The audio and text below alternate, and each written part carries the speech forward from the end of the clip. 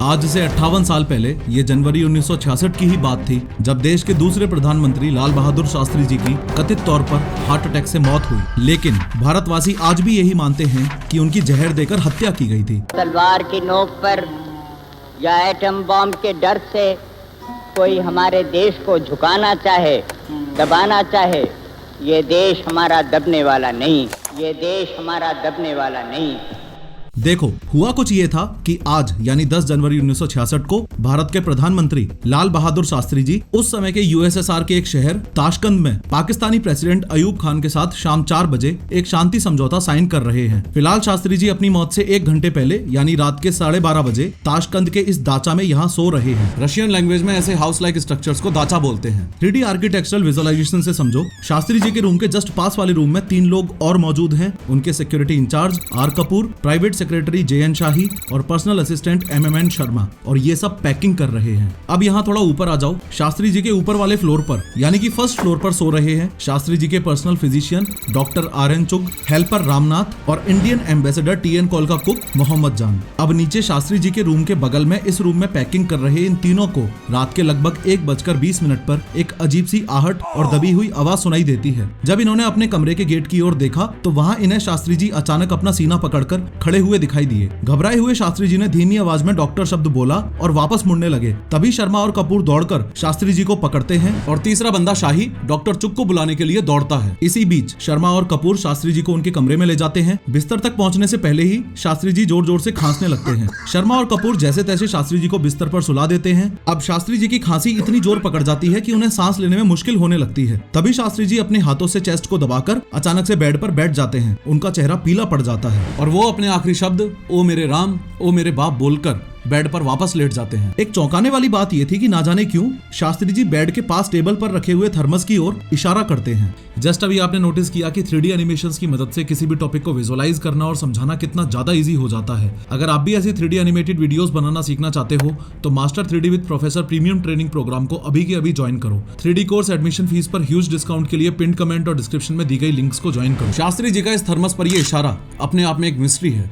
इस वीडियो में आगे समझेंगे कैसे। खैर, जैसे ही शाही ने डॉक्टर को इन्फॉर्म किया वैसे ही डॉक्टर चुग दौड़कर शास्त्री जी के कमरे में पहुंचते हैं और इनकी पल्स चेक करते हैं। शास्त्री जी की पल्स बहुत तेज थी। ब्लड प्रेशर भी चेक किया लेकिन उनका बीपी स्फिग्मोमैनोमीटर में रजिस्टर ही नहीं हो रहा था। फिलहाल शास्त्री जी एक बड़े हार्ट अटैक से जूझ रहे हैं। डॉक्टर चुग जल्दी से शास्त्री जी को रिक्लाइनिंग पोजीशन में लिटाकर उन्हें 2 इंजेक्शंस लगा देते हैं, लेकिन इन इंजेक्शंस का भी उन पर कोई असर नहीं हो रहा था और शॉकिंगली अगले 3 मिनट में शास्त्री जी बेहोश हो जाते हैं। अब धीरे धीरे इनकी सांसें शांत हो जाती हैं, पल्स रुक जाती है और इनकी हार्ट बीट भी डिटेक्ट नहीं हो रही थी। इतना सब होने के बाद डॉक्टर चुग अब रिवाइवल ट्रीटमेंट यानी कि CPR वगैरह देना शुरू करते हैं, लेकिन शास्त्री जी को रिवाइव नहीं करवा पाते हैं। इतनी कोशिशों के बाद अंततः डॉक्टर चुग दुखी होकर कहते हैं, बाबूजी आपने मुझे मौका नहीं दिया। और ये वो पल था जब शास्त्री जी नहीं रहे। अब जैसा मैंने आपको बताया कि उस समय शास्त्री जी कहीं इंडिया में नहीं बल्कि किसी एग्रीमेंट की वजह से उस समय की सोवियत यूनियन की 4th लार्जेस्ट सिटी ताशकंद में थे। इसलिए शास्त्री जी की इस हालत के बारे में सुनते ही एक के बाद एक रशियन डॉक्टर्स की 2 अलग अलग टीम्स यहाँ आकर इंडियन PM को बचाने की कोशिश करने लगती हैं। जैसे जैसे शास्त्री जी की इस कंडीशन का और डिप्लोमेट्स को पता चलता है वैसे वैसे इस दाचा में धीरे धीरे इंडियन, रशियन और पाकिस्तानी ऑफिशियल्स इकट्ठा होने लगते हैं। इधर शास्त्री जी को बचाने में डॉक्टर्स हर मुमकिन कोशिश कर रहे हैं, लेकिन 2:30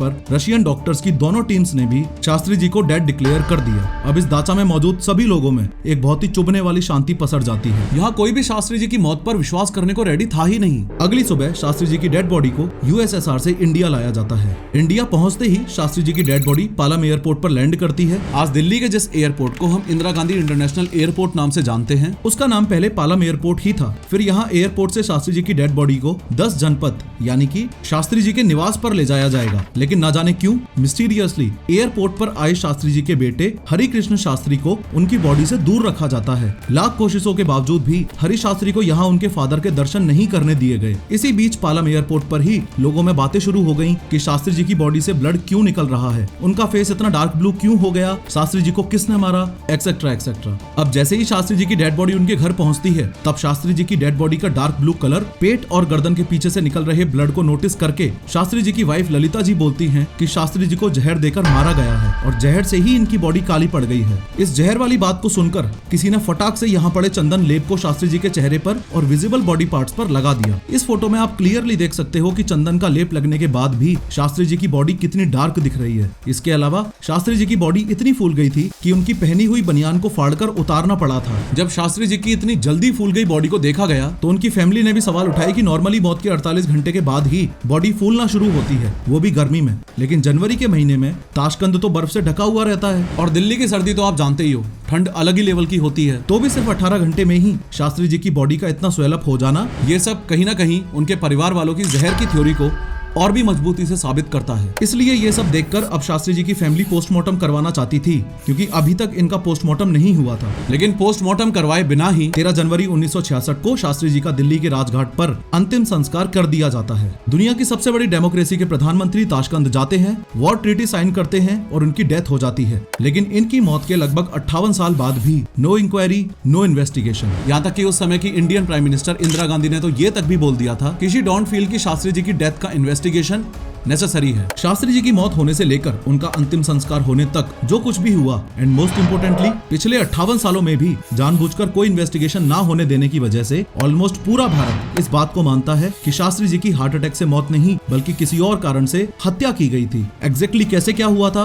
आज की इस वीडियो में 3D एनिमेशन की मदद से समझेंगे। लेकिन हर बार की तरह शुरू से शुरू करते हैं। साल 1964 में Indian prime minister Jawaharlal Nehru की डेथ के बाद लाल बहादुर शास्त्री जी भारत के दूसरे प्रधानमंत्री बनते हैं। शास्त्री जी ऐसे वैसे नहीं बल्कि एक ठोस पर्सनैलिटी के आदमी थे, जिन्होंने सिर्फ 18 महीनों के कार्यकाल में देश में ग्रीन रिवॉल्यूशन, व्हाइट रिवॉल्यूशन और न्यूक्लियर वर्ल्ड पावर की नींव रखने के साथ ही पाकिस्तान को 1965 के युद्ध में धूल चटवाई। हुआ कुछ यूं कि चाइना से 1962 का युद्ध हारने के बाद दुनिया में इंडिया की एक कमजोर देश की इमेज बन गई थी। इससे पाकिस्तान को लगा कि अभी इंडिया कमजोर है, ये हमला करके कश्मीर कब्जाने का सही समय है। और इसी समय एक पाकिस्तानी मंत्री जुल्फिकार अली भुट्टो बोलता है कि हम पाकिस्तान से टैंक लेके निकलेंगे और टहलते टहलते दिल्ली को कब्जा लेंगे। इस स्टेटमेंट से आप ये भी समझ सकते हो कि उस समय पाकिस्तान भारत को क्या ही समझता था। इसी कोशिश में पाकिस्तानी आर्मी इंडिया के बुरे वक्त में अप्रैल 1965 में गुजरात के रण में घुस जाती है और इसके साथ ही कश्मीर में भी 30,000 आतंकवादियों से अटैक करवा देती है। और ये सब करने का मकसद सिर्फ एक था कि कैसे भी करके कश्मीर पर कब्जा करना। इसी इन्फिल्ट्रेशन के दौरान आज यहाँ दिल्ली में पीएम शास्त्री जी को ये इंडियन फोर्सेस के ऑफिशियल्स पाकिस्तान की ओर से भारत में हुई घुसपैठ और अटैक्स के बारे में ब्रीफिंग दे रहे हैं। अब ये ऑफिसर्स जैसे ही शास्त्री जी को पाकिस्तानी आर्मी के कब्जे वाले खेल को एक्सप्लेन करते हैं, वैसे ही शास्त्री जी बेधड़क बोलते हैं कि अगर वो कश्मीर कब्जा रहे हैं तो आप पूरे पाकिस्तान पर कब्जा कर लो। ऐसा बेबाक जवाब सुन के ये ऑफिसर्स पहले तो एक दूसरे को देखते हैं और फिर अटेंटिव होकर शास्त्री जी के हर वर्ड को ध्यान से सुनते हैं। इंडियन फोर्सेस को फ्री हैंड देने के अलावा शास्त्री जी अपने इन्हीं इंडियन ऑफिशियल से ये भी पूछते हैं कि आप बताइए, इसके अलावा मातृभूमि की रक्षा के लिए मुझे और क्या करना चाहिए।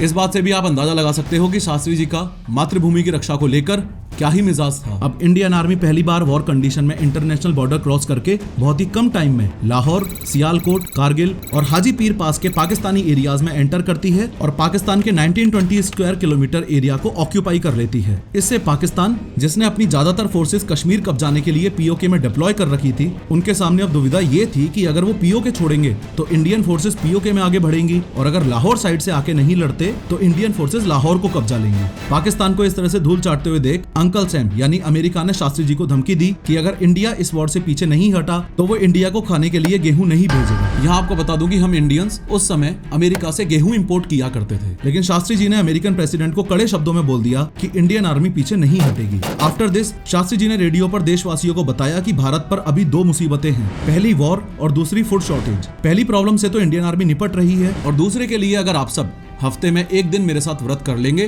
तो हम खाना बचा पाएंगे। तब तक दूसरे देशों से गेहूं इंपोर्ट करने का इंतजाम भी किया जा सकता है। लोगों ने शास्त्री जी की बात मानी और पूरा देश सप्ताह में एक दिन व्रत रखने लग गया था। उसके अलावा शास्त्री जी के ऑफिशियल्स ने कुछ दिनों में ही दूसरे कुछ देशों से गेहूं इंपोर्ट करने का इंतजाम भी कर लिया था। अब भारत पाकिस्तान के तनाव के बीच शांति समझौता करवाने के लिए यूएसएसआर की एंट्री होती है। यूएसएसआर इंडिया और पाकिस्तान के स्टेट्समैन को उस समय के यूएसएसआर और आज के उज्बेकिस्तान के ताशकंद शहर में इन्वाइट करते हैं। अब शास्त्री जी अपने मंत्रियों और असिस्टेंट्स के साथ 3 जनवरी 1966 को ताशकंद पहुंचते हैं। शास्त्री जी और इंडियन ऑफिशियल्स जब उज्बेकिस्तान से ताशकंद में पहुंचे तो इन सभी का रुकने का प्रबंध इस लोटस सिटी होटल में किया गया था, लेकिन लास्ट मोमेंट पर इस टीएन कॉल के कहने पर शास्त्री जी का ताशकंद में रुकने का अरेंजमेंट इस होटल से इस दाचा यानी घर में करवा दिया गया था। ये टीएन कॉल उस समय मॉस्को में मौजूद इंडियन एम्बेसी में एम्बेसडर था। इस दाचा में शास्त्री जी के इस रूम से ये लाइब्रेरी अटैच्ड है। इसी रूम के पास एक और रूम भी है। इस रूम के जस्ट बगल में यहाँ ये किचन है जिसमें ये रशियन कुक्स और ये रामनाथ शास्त्री जी के लिए खाना बनाएंगे और उसके अलावा सामने रिसेप्शन एरिया और है।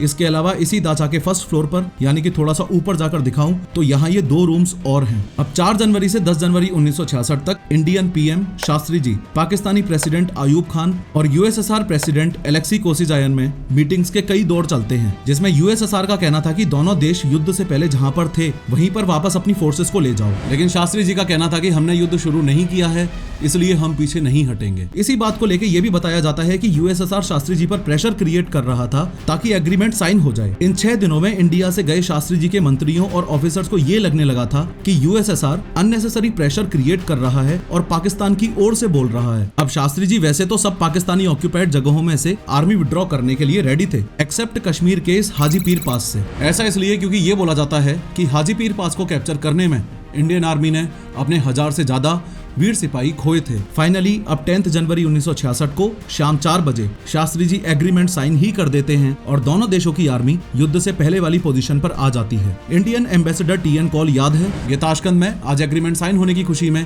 एक पार्टी ऑर्गेनाइज करता है। इस पार्टी में इंडियन, पाकिस्तानी और यूएसएसआर के ऑफिशियल्स आते हैं। अब रात को 10 बजे के आसपास शास्त्री जी पार्टी से वापस अपने दाचा पहुंचते हैं। यहाँ पर शास्त्री जी का पर्सनल अटेंडेंट रामनाथ उनसे खाने के बारे में पूछता है। शास्त्री जी रामनाथ को बोलते हैं कि वैसे तो मैंने पार्टी में खाना खा लिया था लेकिन हल्का फुल्का कुछ खाना ले आओ। यहाँ आपको बता दूं, रामनाथ शास्त्री जी के साथ पिछले 20 सालों से है। अब रामनाथ दाचा की इस किचन में पहुंचते हैं जहाँ पर आज टीएन कॉल का कुक मोहम्मद जान और इन यूएसएसआर के कुक्स के साथ शास्त्री जी के लिए आलू पालक और कढ़ी बनाता है। वैसे पिछले 5 दिनों में शास्त्री जी का खाना ये यूएसएसआर के कुक्स ही बना रहे थे, लेकिन आज मोहम्मद जान का बनाया हुआ ये खाना रामनाथ शास्त्री जी को सर्व करते हैं। अब जब ये खाना बन रहा था उसी दौरान लगभग 10:20 पर शास्त्री जी इंडिया अपनी फैमिली को कॉल करके ताशकंद समझौते पर देशवासियों का रिएक्शन पता करने की कोशिश करते हैं। इस पर उधर से फोन पर फैमिली मेंबर्स बोलते हैं कि आपको हाजी पीर पास नहीं छोड़ना चाहिए था, इससे देशवासी खुश नहीं है। तो शास्त्री जी बोलते हैं कि आप चिंता मत करो, मैं देशवासियों के लिए उससे भी एक बहुत बड़ी खुशखबरी ला रहा हूँ। जब लोग खुशखबरी सुनेंगे तो वो मुझे माफ कर देंगे। इंडिया हो रही इस बातचीत के दौरान शास्त्री जी के पास उनके प्राइवेट सेक्रेटरी जे.एन. शाही भी मौजूद थे। इसी समय जे.एन. शाही भी इंडिया में कॉल पर बात कर रहे थे और इस एग्रीमेंट को लेकर अपोजिशन का क्या रिएक्शन है ये पता करने की कोशिश कर रहे थे। तभी रामनाथ खाना लेकर शास्त्री जी के रूम में आते हैं। खाना खाने के बाद रामनाथ ने शास्त्री जी को डेली रूटीन के अकॉर्डिंग दूध और इसबगोल दिया। इसबगोल डाइजेशन में हेल्प करने के लिए कंज्यूम किया जाता है। दूध और इसबगोल लेने के बाद शास्त्री जी थोड़े चिंतित होकर रूम में इधर उधर घूमने लगते हैं। इंडिया में जो फोन पर बात करके शास्त्री जी को पता चला था उस बात को लेकर वो चिंतित थे। इसी दौरान दाचा में वीडियोग्राफर प्रेम वैद्य शास्त्री जी की फोटोशूट और वीडियोग्राफी के लिए पहुंचते हैं, लेकिन उसको अभी फोटोग्राफी के लिए मना कर दिया जाता है। इससे ये फोटोग्राफर प्रेम वैद्य शास्त्री जी के रूम के बाहर से ही शास्त्री जी के टहलते हुए का वीडियो बना लेते हैं और स्क्रीन पर आपको ये जो वीडियो दिख रही है ये उसी समय की रियल फुटेज है। इधर रूम के अंदर शास्त्री जी टहलते हुए रामनाथ से पानी मांगते हैं तो रामनाथ यहाँ बेड के पास रखे इस थर्मस से पानी देता है। पानी पीने के बाद शास्त्री जी सोने के लिए लेटते हैं और रामनाथ और शाही से लाइट बंद करके सो जाने के लिए बोलते हैं। ये दोनों लाइट बंद करके लगभग रात 12:30 पर शास्त्री जी के रूम से बाहर आ जाते हैं। उसके बाद जो कुछ भी हुआ वो तो आपने ऑलरेडी इस वीडियो की स्टार्टिंग में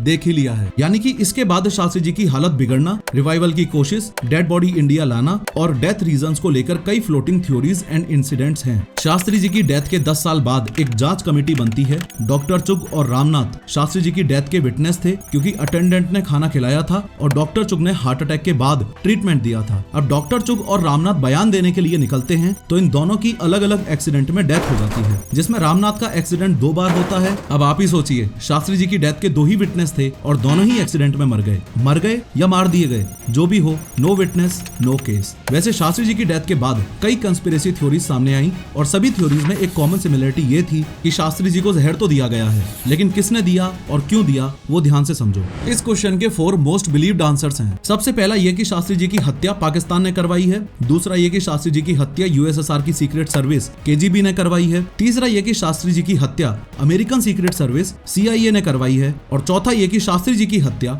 इंडियन पॉलिटिशियंस ने ही करवाई है। अगर सभी डॉट्स को कनेक्ट करके देखें तो हम शुरू करेंगे पाकिस्तान से। कुछ लोग बोलते हैं कि पाकिस्तान ने शास्त्री जी को जहर दिया है, लेकिन इस सबसे पहले पाकिस्तान वाले पॉइंट में एक लूप होल है। ध्यान से समझो कि ताशकंद में एग्रीमेंट के लिए मौजूद पाकिस्तानी ऑफिशियल्स को हर वक्त ये डर ऑलरेडी बना हुआ था कि अगर शास्त्री जी ये एग्रीमेंट साइन नहीं करेंगे तो इंडियन आर्मी पाकिस्तान पर कब्जा कर लेगी। पाकिस्तानी ऑफिशियल्स तो वैसे ही यूएसएसआर के पांव पकड़ रहे थे कि कैसे भी करके इंडिया से बचा लो। ओवरऑल सिनेरियो ये है कि पाकिस्तान खुद उस समय भारत से डरा हुआ था और उसको पता था कि मैंने ऐसा कुछ किया तो वापस पेला जाऊंगा। तो क्लियरली शास्त्री जी को मारना उनके बस की बात तो है नहीं। तो फिर लोगों का दूसरा शक जाता है यूएसएसआर की सीक्रेट सर्विस यानी केजीबी पर। आपको बता दूं कि सेकेंड वर्ल्ड वॉर के बाद यूएसएसआर और अमेरिका में वर्ल्ड लीडर बनने की होड़ लगी हुई थी। इसी होड़ के चलते यूएसएसआर ने अपना दबदबा बनाने के लिए भारत और पाकिस्तान के बीच में शांति समझौता करवाया था। अब अगर केजीबी यूएसएसआर में शास्त्री जी को मारती तो यूएसएसआर से दुनिया का विश्वास खत्म हो जाता, और वो भी तब जब दुनिया कोल्ड वॉर की वजह से दो पार्ट्स में बटी पड़ी है। तो ऐसी सिचुएशन में कोई भी देश अपने आप पर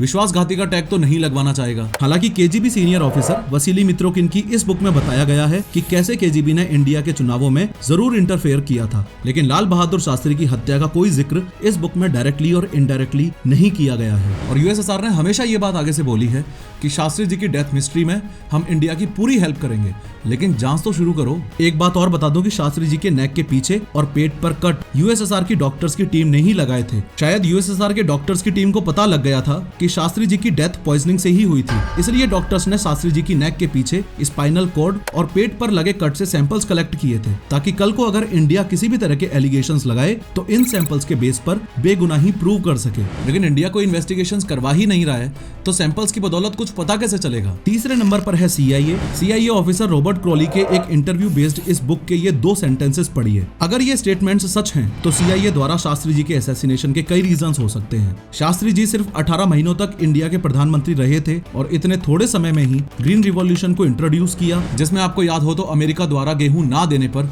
शास्त्री जी ने लोगों से फास्ट करने को बोला था। साथ में ये भी अपील की थी कि हर भारतीय देश में ज्यादा से ज्यादा गेहूं उगाए ताकि इस फूड शॉर्टेज का परमानेंट सॉल्यूशन निकल सके। आप विश्वास नहीं करोगे कि लोगों ने अपने लॉन्स तक में गेहूं बो दिए थे, यहाँ तक कि शास्त्री जी ने अपने इस आवास के लॉन्स में भी गेहूं उगाए थे। इसके अलावा शास्त्री जी ने डॉक्टर होमी जहांगीर भाभा के न्यूक्लियर प्रोग्राम को शुरू करवाया था, जिसमें डॉक्टर भाभा इंडिया को न्यूक्लियर पावर कंट्री यानी न्यूक्लियर बॉम्ब बनाने के लिए काम कर रहे थे। बताया ये जाता है कि डॉक्टर भाभा इंडिया को न्यूक्लियर नेशन बनाने के बहुत ज्यादा करीब थे। ऐसा माना जाता है कि इंडिया जो न्यूक्लियर बॉम्ब 1998 में बना पाया, यही काम शास्त्री जी के टाइम में ही हो जाता। इसी बात को लेकर अमेरिकन्स को डर था कि अगर इंडिया न्यूक्लियर पावर्ड नेशन बन गया तो इंडिया यूएसएसआर के साथ मिल जाएगा। उन दिनों दुनिया में वर्ल्ड लीडर बनने के लिए अमेरिका और यूएसएसआर में चल रहे कोल्ड वॉर की वजह से अमेरिका नहीं चाहता था कि कोई भी देश न्यूक्लियर पावर्ड नेशन बने। अब शास्त्री जी का देश के लिए ऐसे स्टैंड लेना और डिपेंडेंसी खत्म करने जैसे डिसीजन से अमेरिका डरा हुआ था, और इसी डर के चलते पहले शास्त्री जी को और शास्त्री जी की डेथ के 10 दिन बाद डॉक्टर भाभा को। Who knows? Last possible but most believed reason ये है कि कुछ लोग ऐसा मानते हैं कि शास्त्री जी को इंडियन पॉलिटिशियंस ने ही मरवाया था। ऐसा इसलिए क्योंकि शास्त्री जी के रहते इंदिरा गांधी पीएम नहीं बन पाती। ये भी एक कॉन्स्पिरेसी थ्योरी हो सकती है, क्योंकि शास्त्री जी ने देश को एडवर्स कंडीशंस से बाहर निकालने के लिए बहुत ही मैच्योर डिसीजंस और प्लानिंग की थी, और उनके काम को न केवल देशवासी बल्कि अपोजिशन भी एडमायर करता था। और शायद इसी के चलते एक बात और, ताशकंद में देश के पीएम शास्त्री जी मरते हैं, उसके बाद उनका ना तो इंडिया में पोस्टमार्टम करवाया गया और ना ही ताशकंद में होने दिया गया। ये मैं इसलिए बोल रहा हूँ क्योंकि ताशकंद में यूएसएसआर के सीनियर डॉक्टर्स की टीम ने शास्त्री जी के पोस्टमार्टम का बोला था, लेकिन शास्त्री जी के साथ ताशकंद गए इंडियन डिप्लोमेट्स बताते हैं कि इंडियन एम्बेसडर टीएन कॉल ने शास्त्री जी का पोस्टमार्टम करवाने के लिए मना कर दिया था। चलो ठीक है, रशिया में शास्त्री जी का पोस्टमार्टम नहीं करवाया, लेकिन इंडिया में शास्त्री जी की फैमिली द्वारा पोस्टमार्टम की मल्टीपल रिक्वेस्ट को क्यों इग्नोर किया गया। चलो एक बार फिर से मान लेते हैं कि देश के पीएम का पोस्टमार्टम नहीं करवाया गया, लेकिन इंडियन पीएम फॉरेन लैंड पर मरते हैं तो इंस्टेंट इंक्वायरी क्यों नहीं करवाई गई। 10 साल बाद जब इंक्वायरी शुरू करवाई गई तो की विटनेसेस रामनाथ और डॉक्टर चुग रोड इंसिडेंट्स में क्यों मरे। और तो और लोग ये भी मानते हैं कि इंदिरा गांधी का करीबी और शास्त्री जी के की सस्पेक्ट्स में से एक टीएन कॉल को शास्त्री जी की डेथ के सिर्फ 2 साल बाद यानी 1968 में ही इंडियन फॉरेन सेक्रेटरी प्रमोट कर दिया गया, जिसको शास्त्री जी की डेथ वाली रात को केजीबी शक के आधार पर पूछताछ करती है, उसको इंडिया में राष्ट्रपति भवन स्टाफ के तौर पर ज्वाइन करवा दिया गया। अब इन सभी इंसिडेंट्स को कोइंसिडेंस कहें या फिर प्लानिंग। अब जो खुशखबरी शास्त्री जी देशवासियों को सुनाने वाले थे, शायद वो इस फोटो में छुपी हुई है। यूके के फोरेंसिक एक्सपर्ट नील मिलर ने ताशकंद एग्रीमेंट के दौरान मौजूद इस शख्स की फेस मैपिंग की, जो कि सुभाष चंद्र बोस का बेस्ट पॉसिबल मैच बताई जा रही है। और शास्त्री जी भारत आकर लोगों को शायद नेताजी के जीवित होने की ही खुशखबरी देने वाले थे। खैर, इस वीडियो में मैंने डिटेल में 3D एनिमेशन की मदद से बताया है कि टैंक से फायरिंग कैसे करते हैं, टैंक को चलाते कैसे हैं और वो काम कैसे करता है। क्लिक करो और जरूर देखो।